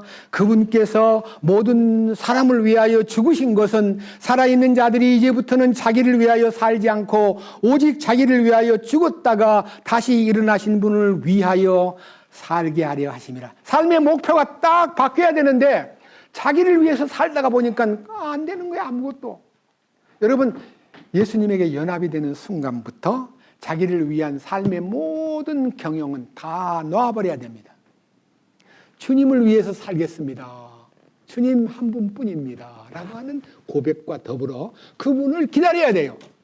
저는 갈라디아 2장 20절을요 2000년 7월 9일 날 오후 점심 먹고 이제 깨달았는데 기다리는 시간이 4년이나 걸렸어요. 왜 죽었다고 믿고 나니까 부활을 그때는 몰랐어요. 주님 난 죽었습니다. 이제 뜻대로 하십시오. 주님이 인도해 주시는 길을 따르겠습니다. 아무것도 안 하고 전도도 안 하고 성경만 보고요. 눈물만 흘리고 죽었다는 것이 감격스러워가지고 그냥 지내고 있는데 1년 지나 2년 지나 3년 지나 4년 지나 그때까지 아무 일도 안 해요. 2004년 여름 될 때까지 아무 일도 안 하고 그냥 기다렸어요. 죽었으니까. 주님이 명령을 저한테 줄 때까지 기다렸습니다. 그랬는데요. 어떻게 움직이기 시작했냐 그러면요. 저에게 지금도 며칠 전에 들은 얘기인데 어떤 분이 말씀을 듣고 너무 좋아가지고 소영재님 설교 한번 들어봤더니 그 사람 이단이야. 모임을 떠난 사람이 이단이지. 이단이라고 이제 붙인 사람이 설교를 듣다가 해결돼가지고 소양에 오겠다고 그러셨는데 다른 식구들을 보고 가자니까 이단 설교 이단이래요.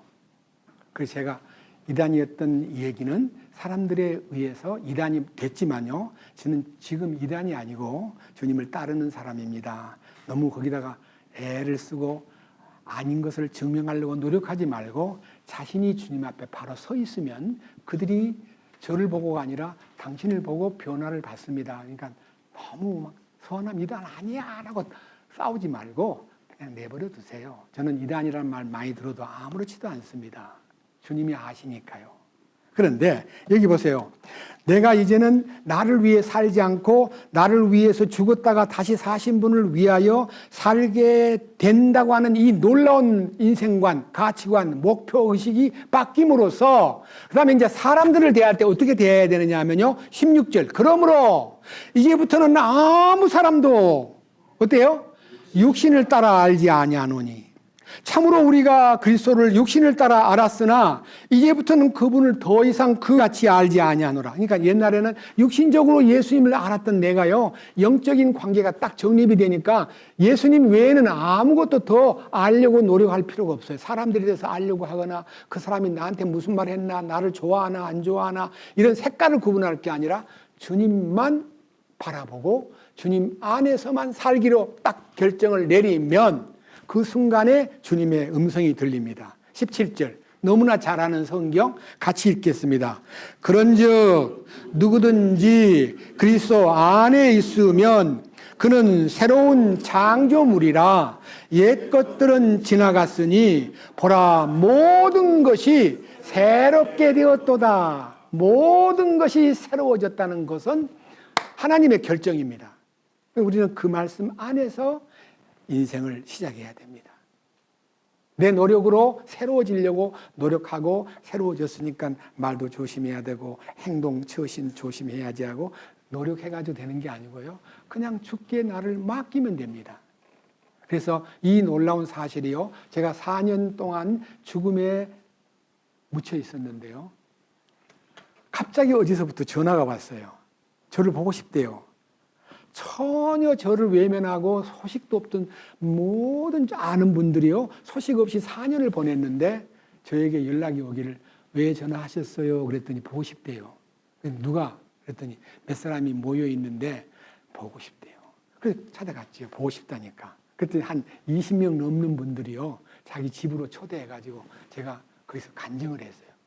막 눈물을 펑펑 쏟고 간증을 했는데 아무도 제가 오랜만에 눈물을 보이는 것을 그 사람들은 의아해했지만 관심을 갖지 않았습니다.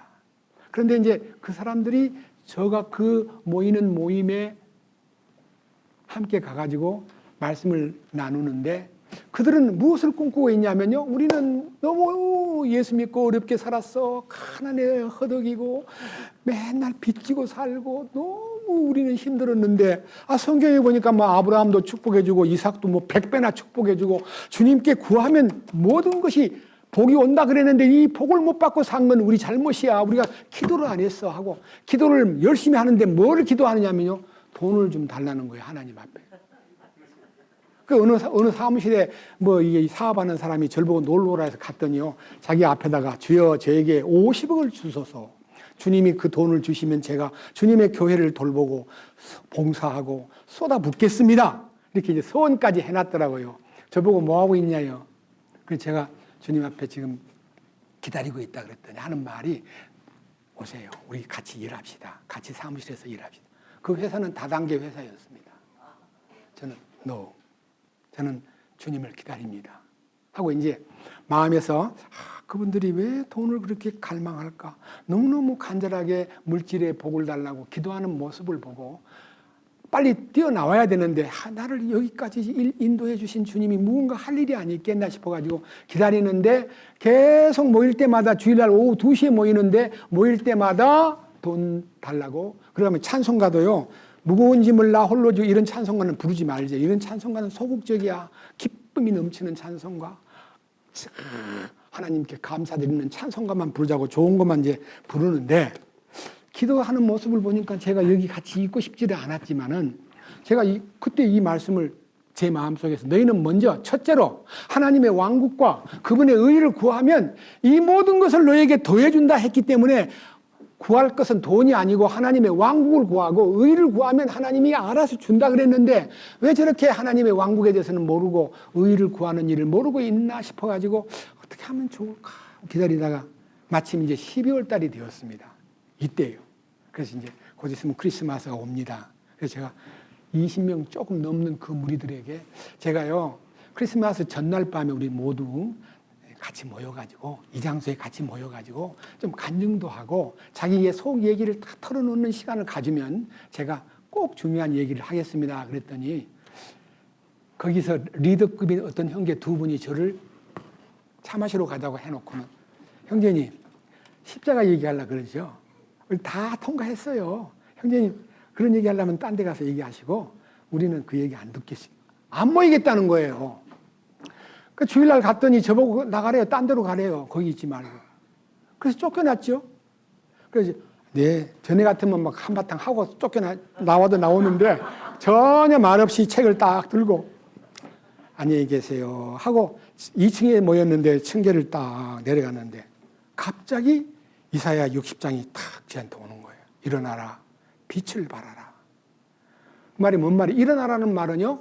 단순한 단어가 아니에요. 신구약을 다 조사해보면 일어나라는 말은 나사로를 일으키는 단어예요.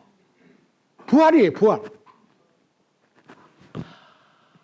주님, 감사합니다. 눈물이 탁 쏟아지려고 그러는데 참고 내려가는데 뒤에 몇 사람이 따라 내려와요. 형제님, 우리가 만나고 싶어요. 형제님, 어디서 모이면 좋을까요? 아, 장소가 없는데 형제님들이 준비한 장소로 저를 연락만 해주면 갈게요. 그래가지고 생긴 모임이 우리 모임이에요. 그때 제 뒤를 줄줄 따라와가지고 저보고 만나고 싶어요. 형제님 간증 듣고 싶어요. 라고 하던 부부가 1번이 이영성 형제 부부고 최준철 형제 부부예요. 저를 너무너무 놀랍게 이 교제가 시작되도록 말씀을 듣고 싶어요. 그래서 그때 마태복음을 시작했어요. 여러분 저 뒤에 마태복음 만왕의 왕 그리스도를 읽으면요 20년 전 설교가 그대로 실려 있는데 그 설교가 지금하고 똑같아요. 틀린 거 아니에요. 부활을 본 거예요. 부활을 보는 순간에 입이 열리고 부활을 깨닫는 순간에 주님이 말씀을 열어주기 시작했어요. 너무 놀라워요. 그래서 지금까지 주님 생명을 거두어갈 때까지 건강만 주신다면 주님의 복음을 위해서 헌신하겠습니다. 충성하겠습니다. 그래서 지금도 설교를 하고 있는 거예요. 여러분 생명 유지하려고 설교하는 거 아닙니다. 너무너무 놀라운 기적이 저에게 일어났습니다. 자, 그런데 여기에 우리가 제일 중요하게 생각하는 이 얘기가 우리가 첫 열매이신 예수님 때문에 어떤 운명이 바뀌었는가를 보고 마치겠습니다. 고린도전서 15장. 고린도전서 15장.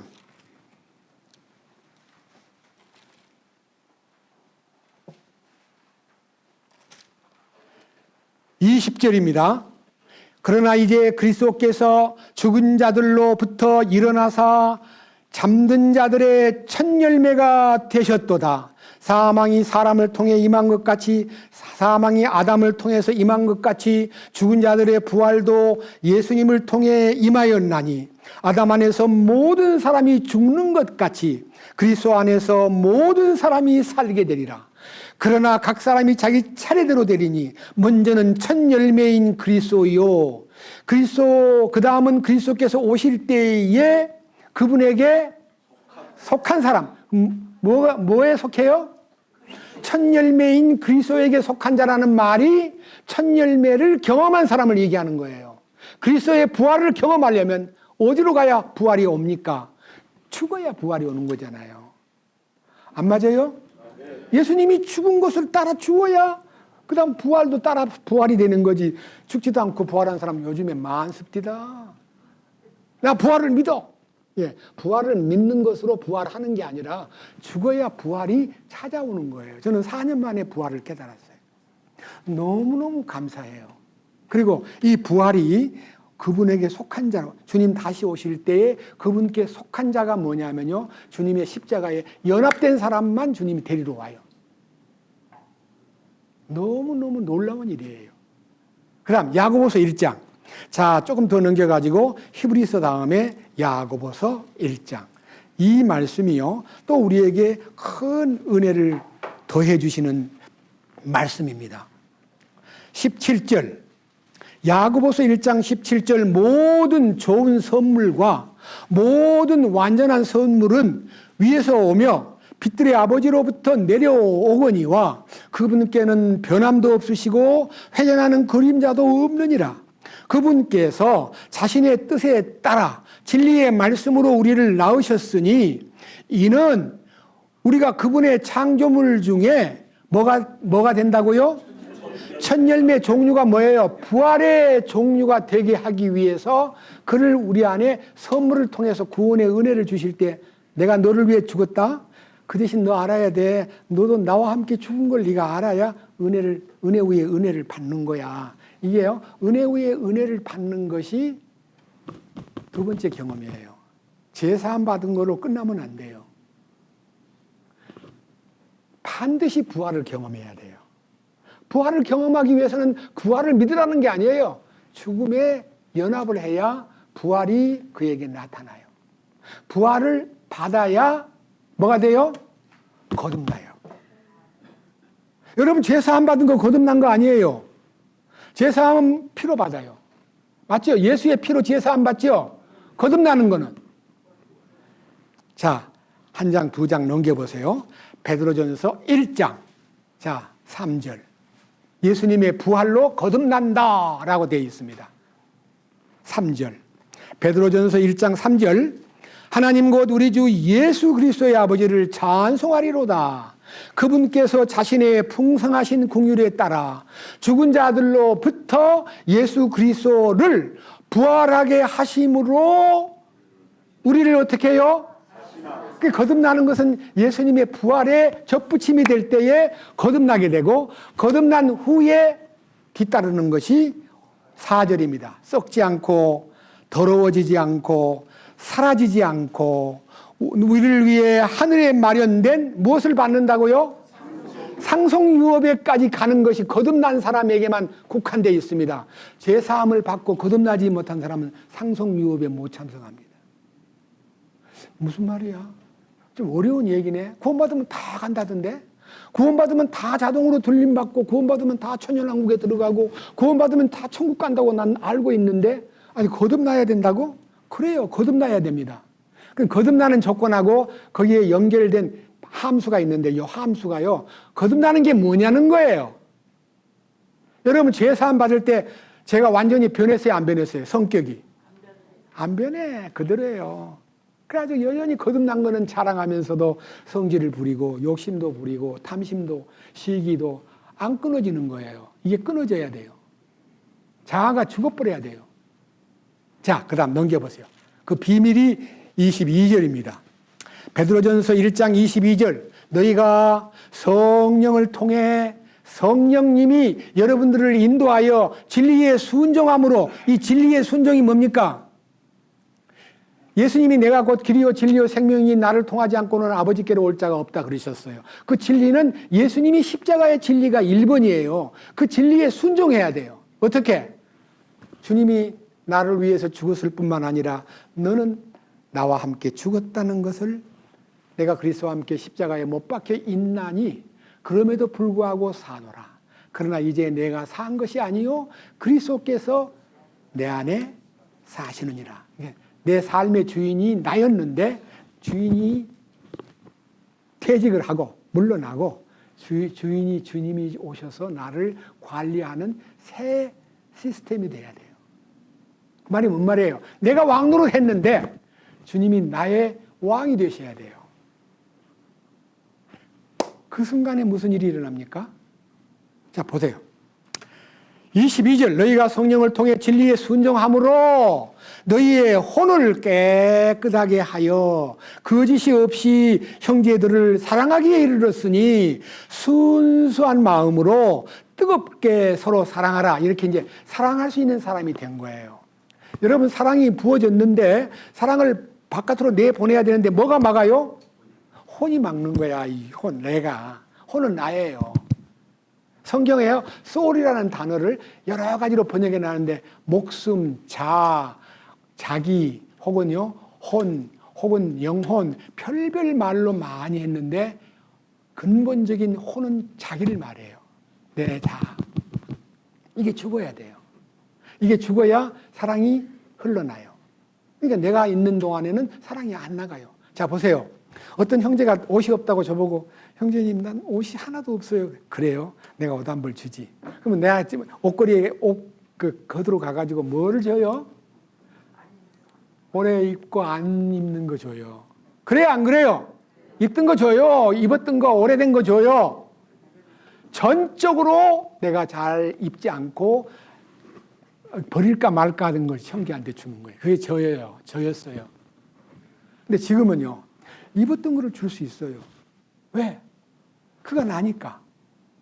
마음에 뜨겁게 순수한 마음으로 형제를 사랑하는 마음이 생긴 거예요. 자, 이 놀라운 혼의 구원이 무엇을 의미하느냐? 23절이 답이에요. 뭐라 되어 있어요? 너희가 다시 태어난 것은 이 바로 거듭난 것이 혼의 변화와 더불어 오는 거예요. 거듭나는 것은 십자가에 연합하고 부활을 믿을 때 오는데, 부활이 이루어지는 순간이 거듭남인데, 이 혼의 변화가 오는 것이 바로 부활에 참여한 거예요. 야, 그러니까 너희가 다시 태어난 것은 썩을 씨에서 난 것이 아니요, 내 힘으로 된 것이 아니요, 썩지 아니할 씨로 된 것이니, 썩지 아니할 씨는 누구예요? 예수님이잖아요. 썩지 않고 항상 살아있고 영원히 살아있는 하나님의 말씀으로 된 것이니라. 자, 여러분 거듭날 때 이 말씀으로 되는 거예요. 하나님의 말씀, 로고스로. 그런데 이 로고스가 내 안에 딱 오면요, 성령이 내 안에서 이 로고스를 끓여가지고 레마로 만드는 거예요. 레마. 뭔 말이에요?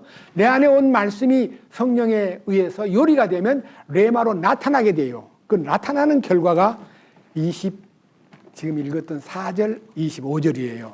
자, 다시 한번 24절과 25절을 보면요, 레마가 뭔가를 읽을 수가 있습니다. 자, 23절에 내가 거듭나게 된 것은 썩어질 씨로 된 것이 아니요 썩지 아니할 씨로 된 것이니 살아있고 영원히 거하는 하나님의 말씀 로고스로 된 것이니라. 이 로고스가 나를 구원시킵니다. 하나님의 말씀이.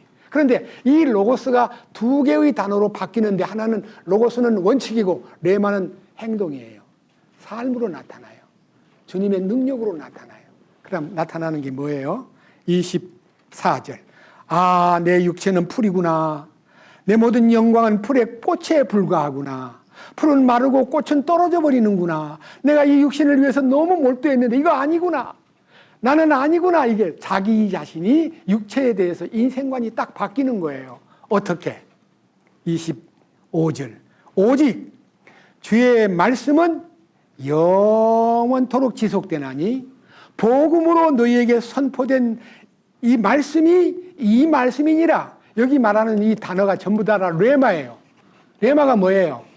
로고스는 하나님의 원칙이고요, 레마는 내 안에 들어와가지고 소화가 돼가지고 바깥으로 흘러나는 증거의 말씀, 그다음에 생활의 말씀, 그다음에 살아있는 말씀, 인생관을 바꿔주는 말씀으로 사람들에게 나타나는 거예요. 그러니까 내 안에 올 때는 로고스로 오고요, 바깥으로 나갈 때는 레마로 나가는 거예요. 아시겠어요? 뭔 말인지? 행동으로 나타나는 거예요. 머리로만 믿고 있는 게 아니고. 여러분이 이 성경 말씀을 아무리 읽어도 이 로고스가 내 것이 안 되는 이유는 내가 지식으로 성경을 간파하고 감정과 생각으로 내 성경을 해석하니까 전혀 안 맞는 거예요. 근데요, 성령이 이 말씀에 순종하게 만들어가지고 내 안에 찾아올 때 내 속에 나의 생각과 나의 감정과 나의 의지를 초월해가지고 나를 사로잡아 버리는 거예요. 말씀의 능력이.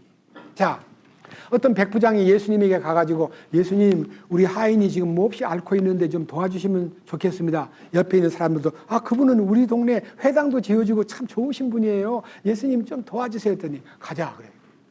예수님 그 사람 따라가려고 하니까 백부장이 말하기를, 주님, 우리 집에 오시는 걸 감당할 수 없습니다. 우리 집은 주님, 우리 집 지붕 밑에 오시는 걸 제가 감당치 못하겠습니다. 말씀만 하십시오. 말씀만 하시면 제 한이 낫습니다.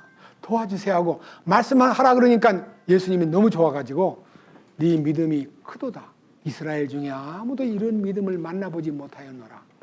가라. 네 하인이 다 나았다. 하인이 다 나았다는 얘기를 듣고 집에 가는데 하인 중에 또 하인이 찾아와가지고 중간에 딱 만났어요. 주인님, 애가 나았습니다. 언제 나았냐? 어제 제 3시에 나았어요. 오, 예수님이 말씀하실 때구나. 자, 제일 주님이 좋아하는 믿음은 말씀만 하옵소서. 그러면 제 하인이 나았겠습니다. 우리 집 와서 뭐 안수해 주시고 기도해 주시고 뭐 이런 거 안 해도요. 말씀만 하십시오. 그러면 제 하인이 낫습니다. 주님이 그 말씀만 하십시오라고 하는 그것이 하나님이 제일 큰 믿음, 좋아하는 믿음이에요. 여러분 이 성경에 말씀만 하셨잖아요. 안 보이잖아, 예수님이. 그럼 어떻게 해야 돼요? 그럼에도 불구하고 맞습니다. 됐습니다. 그러게 마음에서요. 맞습니다. 됐습니다라고 믿고 집에 가보니까 다 돼 있는 거예요. 그 돼서 언제 됐냐 했더니 내가 어제 이 말씀 앞에서 맞습니다. 됐습니다 하고 주님 앞에 직고할 때 일이 이루어진 것이 딱 시간이 맞춰져요. 여러분 이 성경 말씀이 하나님의 말씀으로 마음에 받아들여지는 순간이 여러분의 인생에 기적이 일어나는 거예요.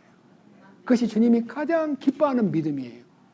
저는 갈라디아 2장 20절 말씀을 받아들이고 너무너무 감사해서 주님 제가 20년 동안 암송하고 말씀을 참 좋아했더랬는데 그때는 제 머릿속에서 맴맴 돌고 제 속에 변화가 없더니 주님 주신 말씀으로 열어주시니까 제가 이제 믿게 되었습니다. 주님 영광을 받으시옵소서. 너무너무 감사해요. 그 감사함이 2000년 7월 달에 일어났는데 지금 25년이 됐습니다. 25년 6개월이. 그래도 여전히 감사합니다. 너무너무 감사합니다. 여러분들의 속에요. 이 말씀이 장자권을 업신여긴 것은 예수님을 무시한 거예요. 장자권을 업신여긴 것은 말씀을 무시한 거예요. 그런데 이삭도 처음에는 아내의 말을 듣고 둘째 놈한테 하나님의 계획이 있고 눈길이 가 있구나라고 알았더랬는데 둘째 아들보다는 큰 아들이 너무 사냥도 잘해오고 여러 가지 아버지한테 기쁘게 해주니까 아버지가 그게 쏙 빠져버린 거예요. 그랬던 것이 사냥하러 간 사이에 아내가 하나님 말씀을 믿고 그 아들을 밀어 넣었을 때에 비로소 손등에 양털을 만지는 순간에 양털하고 사람 털하고 몰라요? 구분 안 돼요? 아무리 늙었어도 양털은 양털이고 머리털은 머리털이죠. 알았어요. 그렇지만 하나님이 이 아들에게 축복을 결정했는데 내가 몰랐구나. 그냥 마음껏 축복해 준 다음에 에서가 들어왔을 때 에서는 노력으로 하나님의 상속자가 되려고 한 사람이고 야곱은 어머니가 시킨 대로 믿음으로 한 거예요. 짜가지고 아버지를 속인 거 아니에요. 하나님의 본래의 계획 속으로 아들도 밀어넣고 이삭도 눈을 뜨게 만드는 거예요. 하나님의 계획이 이 아들에게 있었구나. 그걸 알아낸 거야. 이삭이 가로늦게. 그렇습니다. 우리는 전적으로 하나님의 말씀이 이루어지는 현장을 목격해야 은혜가 되는 것이지 말씀이 이루어지지 않는 일에는 우리는 가담해서는 안 되는 거예요.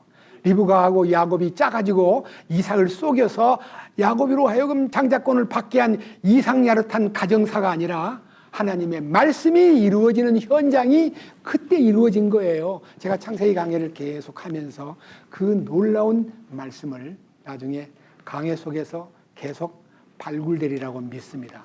주님을 찬양합니다. 기도합시다. 주님 감사합니다. 오늘은 장자권을 받는 얘기에 대해서 말씀을 드렸습니다. 사랑하는 야곱과 에서 사이에 하나님이 장자권을 야곱에게 주었는데 에서는 자기가 장자로 태어났기 때문에 당당하게 장자의 노릇을 하고 아버지 이삭에게도 인정을 받고 활동을 통해서 아버지를 기쁘시게 함으로써 장자권을 받을 수 있는 때가 되었는데 하나님의 계획에 마음을 둔 리브가가 야곱이를 양털로 목덜미를 감고 손등을 감아가지고 요리한 음식을 가지고 들어가서 아버지에게 네가 장자라고 말하라 라고 말함으로써 아버지가 의심스러워 그 아들을 네가 참으로 에서인지 야곱인지 내가 분별하겠다고 손을 내밀라고 말할 때에 양털로 손등을 감은 그 손을 만지는 순간에 하나님의 어린 양을 덧입고 온 그 야곱이 하나님의 결정한 장자임을 깨닫고 이삭이 몽땅 야곱에게 장자권을 부여했는데 그 이후에 에서가 찾아와서 아버지 제가 사냥을 해서 이렇게 음식을 준비했습니다. 제게 장자권을 주십시오라고 말할 때 내게 줄 것이 없다. 하나님께서 장자권을 다 풀어주셨기 때문에 너에게 분깃이 없다고 말할 때 에서는 야곱을 죽이려고 말로 다 할 수 없는 살인의 계획을 세웠지만 하나님이 그 야곱을 보호하여 멀리 20년 동안 피신시켰다가 다시 돌아올 때에 그 야곱의 이름을 딱지를 떼고 이스라엘로 바꾸어 줌으로써 하나님의 승리가 야곱에게 부여된 것이 성경에 기록되어 있습니다. 우리 모두가 야곱이 이스라엘 되듯이 우리의 옛사람이 새사람이 되어 새 이름으로 불리우는 우리의 인생이 되게 하여 주옵소서. 우리 주 예수 그리스도의 이름으로 기도드렸습니다. 아멘.